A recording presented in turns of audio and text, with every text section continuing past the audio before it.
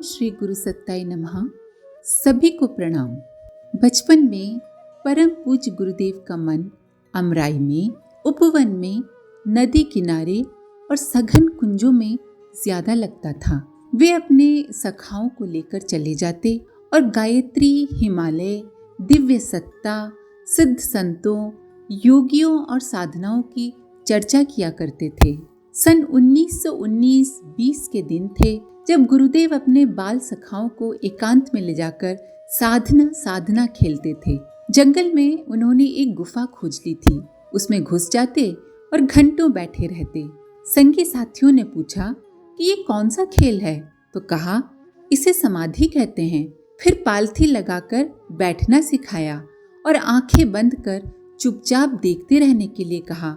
समझाया ये ध्यान है। किसी को ये खेल समझ में आया और किसी को नहीं। एक हाथ बच्चे ने अपने घर जाकर शिकायत भी कर दी कि श्रीराम तो गुफा में घुसकर बैठे रहते हैं। ताई जी ने डांट लगाई, शेर चीते की गुफा होगी, सामने आ जाएगा तो फाड़ कर खा जाएगा। माता की इस डांट को हंसकर सुन लिया। यूं नहीं कि हंसकर टाल दिया हो, उसका आदर भी किया और माँ को वचन दिया कि आइंदा गुफा में जाकर नहीं बैठेंगे। अपने हम उम्र साथियों का संग साथ कुछ कम हो गया था, क्योंकि दूसरे बच्चों के अभिभावकों ने उन्हें रोका कि श्रीराम के खेल बड़े खतरनाक हैं। कहीं उनकी देखा देखी हमारा बच्चा भी शेर की मान में उतर गया या साधु सन्यासियों की तरह बातें करने लगेगा तो फिर।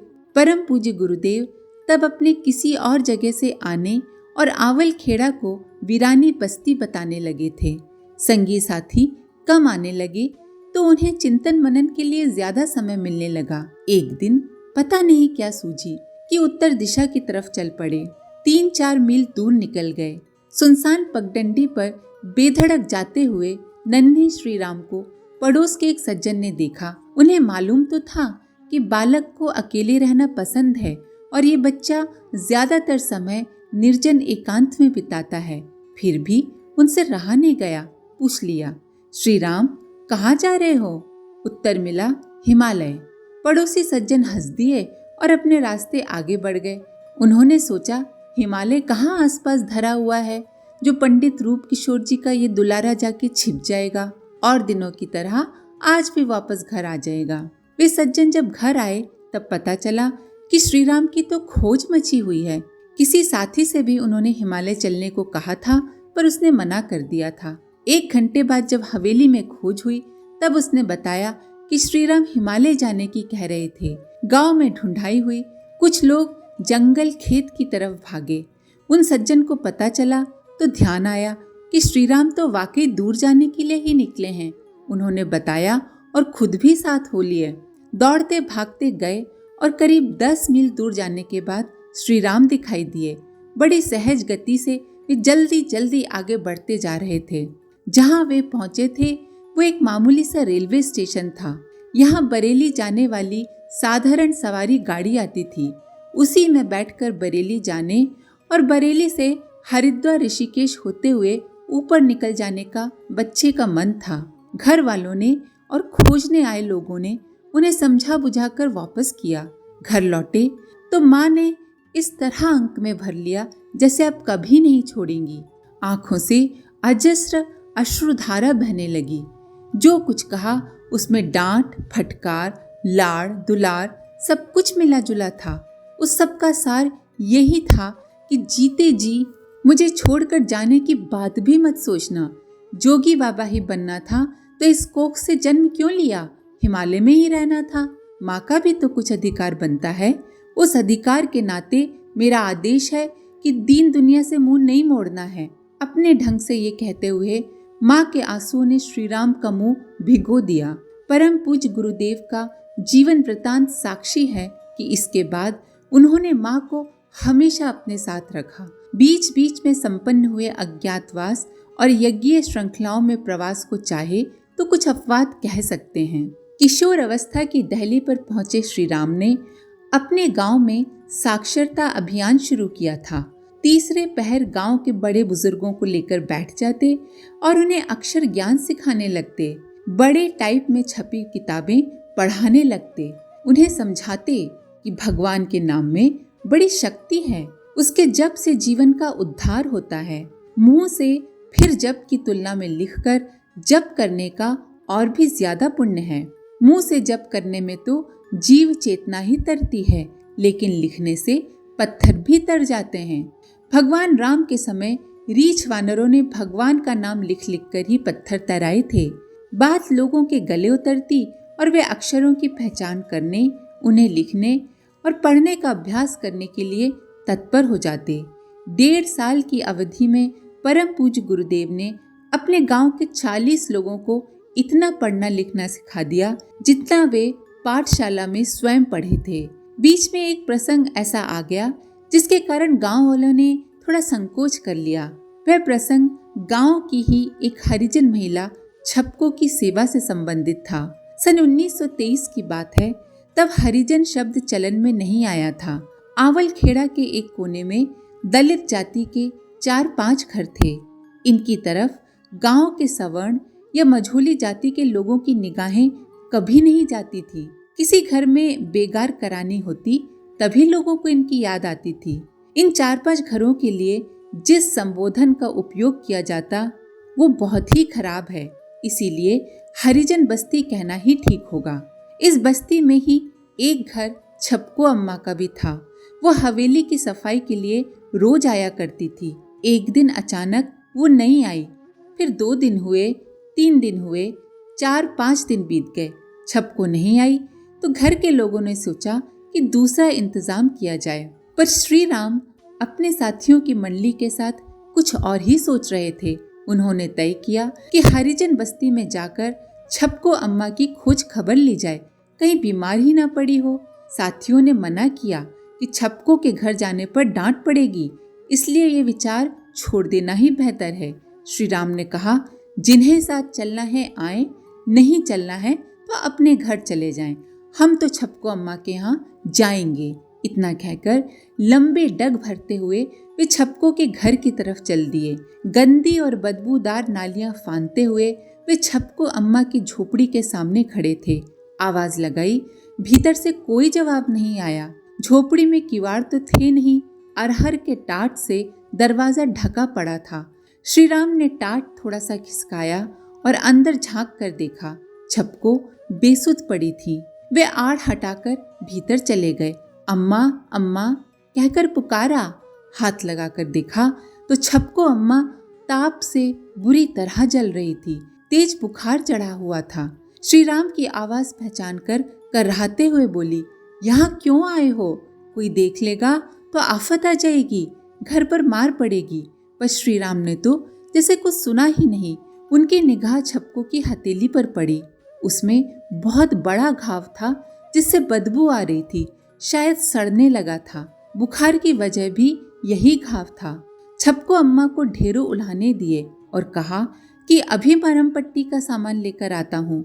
छपको की घबराहट और बढ़ गई। बोली, रहने दो, मैं खुद ही अस्पताल जाकर इलाज करवा लूंगी। अस्पताल वहां से 5 मील दूर था। श्री राम ने छपको की बात कान में पड़ने ही नहीं दी और तेजी से बाहर निकल आए। कुछ ही मिनटों में मरहम पट्टी का सामान लेकर लौट आए। छपको की हथेली में सड़ रहे घाव को धोया, लाल दवा लगाकर मरहम पट्टी की। उसके बाद बुखार उतारने के लिए जड़ी बूटियों का काढ़ा बनाया और पिला दिया। गांव के सबसे बड़े पंडित के बेटे को ये सब करते देख छपको की आंखें डबडबाईं। घाव साफ हुआ तो दर्द कम हुआ, राहत महसूस हुई और डबडबाई आंखों से निहारती आशीर्वाद देती छपको को नींद आ गई। अगले दिन फिर आने का निश्चय कर श्री राम उस झोपड़ी से बाहर निकल आए। लेकिन यही बस नहीं था, परीक्षा की घड़ी तो आगे बाढ़ जो रही थी। घर पहुंचे तो देखा घर के लोग गंगा जल से भरा घड़ा लिए हुए खड़े हैं ताकि श्री राम को पहले स्नान कराएं, अछूत स्त्री को छूने का पाप धोएं, फिर डांटे फटकारें और आगे से ऐसा न करने की चेतावनी देते हुए घर में घुसने दें। गंगा जल से नहाकर ही आगे कदम बढ़ाने की ताकीद हुई। इस पर श्री राम ने कहा, गंगा जल का खूब इंतजाम कर लेना, क्योंकि मुझे कई दिन तक रोज जाना पड़ेगा। जब तक अम्मा का घाव ठीक नहीं हो जाता मैं मरहम पट्टी करने जरूर जाऊंगा। इस तरह का जवाब देने से कसकर डांट पड़ी, भोजन भी नहीं दिया गया। लेकिन श्रीराम पर इसका कोई असर नहीं हुआ। अगले दिन वे फिर छपको के घर गए और मरहम पट्टी करके आए। घर वालों का मन थोड़ा पसीजा। उन्होंने हवेली के बाहर वाली कोठरी में रहने की सुविधा दे दी। मिट्टी के बर्तन में 4 रोटियां और दाल सब्जी रख दी। श्रीराम ने 2 रोटी और दाल सब्जी उठाई और फिर चल दिए उस वृद्ध असहाय रोगिणी के पास। उसे खाना खिलाया, फिर वापस आकर बची हुई रोटियां खुद खाईं। हफ्ते भर की मरहम पट्टी से घाव सूखने लगा, छपको चलने फिरने लगी। श्रीराम को संतोष हो गया कि अम्मा वाकई में ठीक हो गई है। तब उन्होंने उसके पास जाना छोड़ा। घर वालों के कहने पर उन्होंने गंगाजल से स्नान भी कर लिया। हालांकि उन्होंने बार बार कहा कि छपको अम्मा की सेवा करके वे अपवित्र नहीं हुए हैं, बल्कि सेवा करने से उनका मन निर्मल ही हुआ है। फिर भी घर वाले कहते हैं तो उनका मन रखने के लिए अपना क्या जाता है। अपना काम तो पूरा हो गया। सेवा साधना इसके बाद बराबर चलती रही, बल्कि उसमें और तेजी आ गई। छपको की घटना के बाद गांव के बड़े बुजुर्गों ने श्रीराम के प्रति तिरस्कार तो जताया, पर दूसरे के दुख में पिघल उठने और उसे दूर करने की अद्भुत लगन को सराहा भी। अछूत स्त्री को छूने और घाव साफ करने पर छूत लग जाने के लिए गांव वाले ने श्रीराम को माफ तो नहीं किया, पर निंदा भर्त्सना का वेग धीरे धीरे कम हो गया। छपको की सेवा के कुछ दिन बाद श्रीराम ने अपने साथियों को लेकर स्वयं सेवकों का एक दल बनाया। उन्हें प्राथमिक चिकित्सा की जानकारी दी, मरहम पट्टी करना सिखाया, सर्दी खांसी बुखार से काम आने वाली घरेलू दवाएं तैयार करना सिखाया। गांव में अस्पताल तो था नहीं। जब भी किसी घर में इस तरह की तकलीफ होती, अपनी टोली लेकर पहुंच जाते और सेवा शुश्रूषा करते। चिकित्सा सेवा का यह दायरा गांव भर में रहने वाले जीव मात्र तक ही नहीं फैला था, बल्कि गाय, कुत्ता, कबूतर, चिड़िया आदि पशु पक्षियों को भी घायल या बीमार देखते तो उनकी सेवा करते। पशु रोगों के बारे में पता नहीं कहां से जानकारी जुटा ली। उस जानकारी को हाथ से लिखा और नकल कर या कार्बन पेपर से कई प्रतियां बनाई। इस तरह तैयार किए पोस्टर, पैम्फलेट आसपास के गांव में चौराहों पर लगाए। इन कामों में सभी साथियों ने भरपूर हाथ बटाया। उनके घर वालों ने तब रोक टोक लगाना छोड़ दिया। गांव में एक बार मलेरिया फैला। लोग तब तक इस बुखार का नाम भी नहीं जानते थे।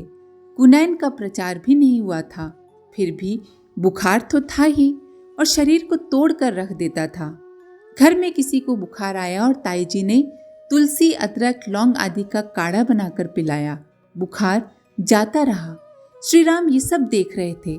ताई जी से नुस्खा पूछा और अपने संगी साथियों के साथ मिलकर आनन फानन में नुस्खे की चीजें जुटा ली। हवेली के बाड़े में पत्थर रखकर चूल्हा बनाया, उस पर काढ़ा चढ़ा दिया और अपनी टोली के सदस्यों को जुटाकर ज्वर पीड़ितों के घर भेजा। खुद भी वो काढ़ा पिलाने घर घर गए। गांव से मलेरिया या उसी किस्म का बुखार भगाने में 4-5 दिन भी नहीं लगे। लेकिन श्रीराम उपचार तक ही सीमित नहीं रहे। उन्होंने गांव वालों को सफाई रखने और घर के आसपास कूड़ा कचरा गंदगी नहीं फैलाने के लिए भी समझाया।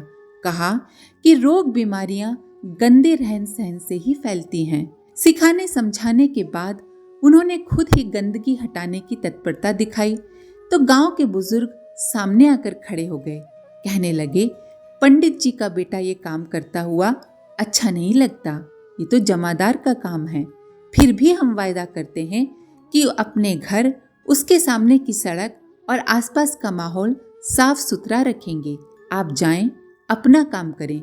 इस आश्वासन के बाद ही श्रीराम अपने स्वयं सेवकों को लेकर वहां से हटे। आज के लिए इतना ही। अपने विचार कमेंट बॉक्स में जरूर लिखें। आप सभी का धन्यवाद। ओम शांति।